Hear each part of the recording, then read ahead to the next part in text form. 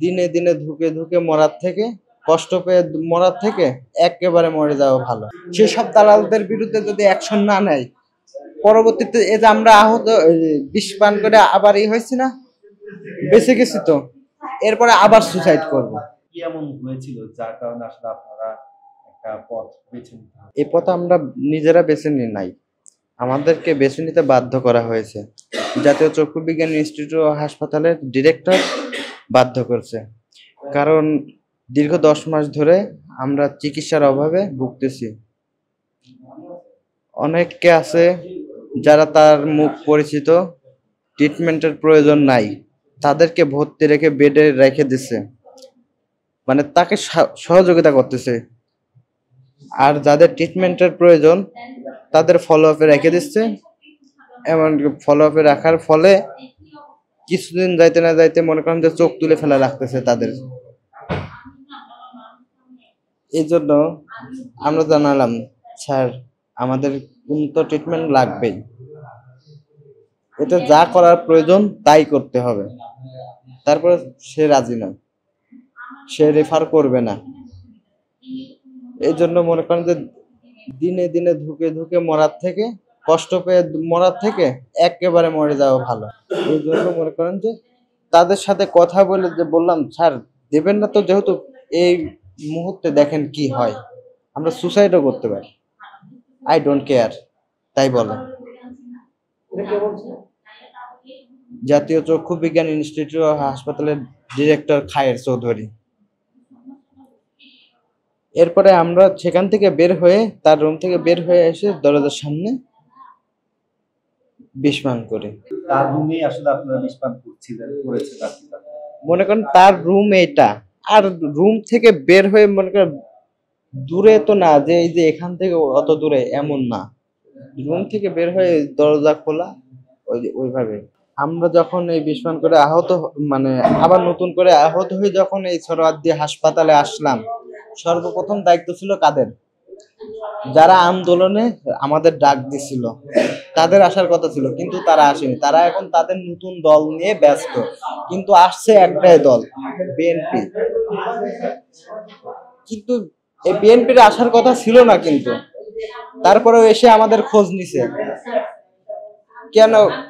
আগে অতীতে কি করছে না করছে সেটা দেখার বড় বিষয় না, এখন আমাদের জন্য বিএনপি কি করতেছে সেটাই বড় বিষয়, আহতদের পাশে কিভাবে থাকতেছে সেটাই বড় বিষয়। তারা আপনাদেরকে কোনো আশ্বস্ত করেছেন? অবশ্যই আশ্বাস করেছে যে আমাদের ট্রিটমেন্টের যেখানে প্রয়োজন, যাবতীয় যত প্রকার খরচ তারা নিজেরা বহন করবে। সবাইকে মিলেমিশে আমাদের দেখতে হবে, কারণ মনে করেন এই সরকার তো এখন থাকবে না, পরবর্তীতে বিভিন্ন দল আসবে, তখন যদি তারা অস্বীকার করে আমাদের এই আত্মত্যাগ, তখন আমরা কোথায় যাব, আমাদের কি অবস্থা হবে। এই জন্য মনে করেন যে আমরা চাই সবাই মিলে আমাদের দেখুক, সবাই মিলে আমাদের উন্নত ট্রিটমেন্টের ব্যবস্থা করুক। যেখানে মনে করেন আওয়ামী লীগের দোসররা শিকড়, তাদের গাছপালার শিকড় মনে করেন এখনো ছড়ায় আছে, সেখান থেকে উদ্ঘাটন করতে হবে। আর নতুন দালালরা যে সুযোগ সুবিধা ভোগ করার জন্য মনে করেন যে বিভিন্ন জায়গায় আহতদের নাম বিক্রি করে সুবিধা নিচ্ছে, তাদেরকেও ছাড় দেওয়া যাবে না, তাদেরকেও আইনের আওতায় আনতে হবে, হোক সে আহত বা অন্য কোনো দলের, মানে বড় কোনো এলাকা দলের সাথে জড়িত লোক। আমি 5 আগস্ট কুষ্টিয়া মডেল থানার সামনে থেকে গুলিবিদ্ধ, আমার বাম চোখে গুলি লাগে, বাম চোখ মনে করেন তখন একেবারে শেষ হয়ে যায়, এবং মাথায় এখন পর্যন্ত গুলি আছে। চক্ষু বিজ্ঞানে প্রায় 12 আগস্ট থেকে এই যে এখন পর্যন্ত আছি। মাঝে মধ্যে বাসায় যাই, যে ফলো আপে রাখে, আবার যখন আসি চোখের ব্যথায় বাড়িতে টিকতে পারি না, তখন আবার চক্ষু হাসপাতালে চলে আসি। আসার পরে ট্রিটমেন্টের জন্য ঘুরি, শুধু একটু চোখটা এভাবে দেখে বলে গুড, অনেক ভালো আছে, ফলো আপে থাকেন, 2 দিন পরে আবার আসেন, 1 সপ্তাহ পরে আবার আসেন। আমার বাপের অতবার ই নাই যে আমারে খরচ করে পাঠাবে এখানে যে ট্রিটমেন্ট করাবে। সরকারের উপর বিশ্বাস করে মনে করেন যে ট্রিটমেন্টের, উন্নত ট্রিটমেন্টের কারণে এখানে আসছিলাম, কিন্তু এখানে এসে কি পেলাম? শুধু অবহেলা। এই অবহেলা থেকে মুক্ত পাওয়ার জন্য মনে করেন যে চেষ্টা করলাম তাদেরকে বোঝানোর চেষ্টা করলাম, তারা বুঝলো না। যা খুশি তাই করতে পারো। যেমন ডিরেক্টর স্যারকে বলছিলাম যে স্যার আমার তো বাংলাদেশে ট্রিটমেন্ট শেষ, হ্যাঁ ট্রিটমেন্ট শেষ, আমারে বাইরে রেফার করেন, আমি উন্নত ট্রিটমেন্ট নিতে চাই। 3বার এই প্রশ্ন করছে 3 দিনে, কোনো রেসপন্স করে না।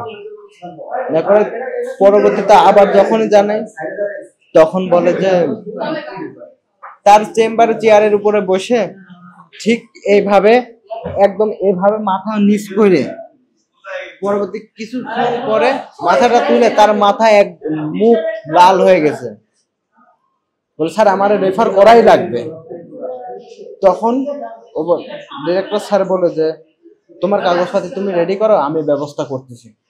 কয়েকদিন যাইতে না যাইতে আবার বলে যে আমি বাইরে রেফার করব না, তোমার যা খুশি তুমি করতে পারো, প্রেস কনফারেন্স করবা কি পুলিশের কাছে অভিযোগ জানাবা, যা খুশি করতে পারো। আমি বললাম ঠিক আছে স্যার। আবার এই যে কয়েকদিন আগে আসলাম, মানে 15 দিন মতো নইলে মনে করেন যে ঘুরতেছি হাসপাতালে, ভর্তি নেয় না। তারপরে জুলাই ফাউন্ডেশন গেলাম সিওর কাছে, সে একটা দরখাস্ত লিখে দিল। দেওয়ার পরে আমি এসে আবার ডিরেক্টর স্যারকে দেখাইলাম, দেখানোর পরে বলে যে আমি জুলাই ফাউন্ডেশনের কথাই চলি না।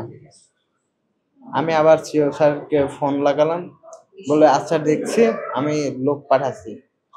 তারপরে পরের দিনকে রাত্রে মনে করেন যে আমার চোখে ব্যথা ওঠে, ইমার্জেন্সিতে যাই শুক্রবার।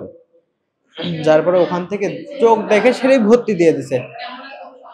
চোখে যদি সমস্যা না থাকে ভর্তি দিল কি কারণে তখন? আর এখন আমাদের আহতদের মধ্যে যে দালালগুলো আছে না, এখন বলছে যে যে 3-4 জন এলাকা বিষ পান করছে, উন্নত ট্রিটমেন্টের কারণে বিদেশে রেফার করছে। তারপরে চোখের বিষয়, চোখ এখনো ভালো, তারা এলাকা নাটক করছে, আর এলাকা সবার সামনে আসার জন্য এখন বিভিন্ন বারবার চেষ্টা করতেছে।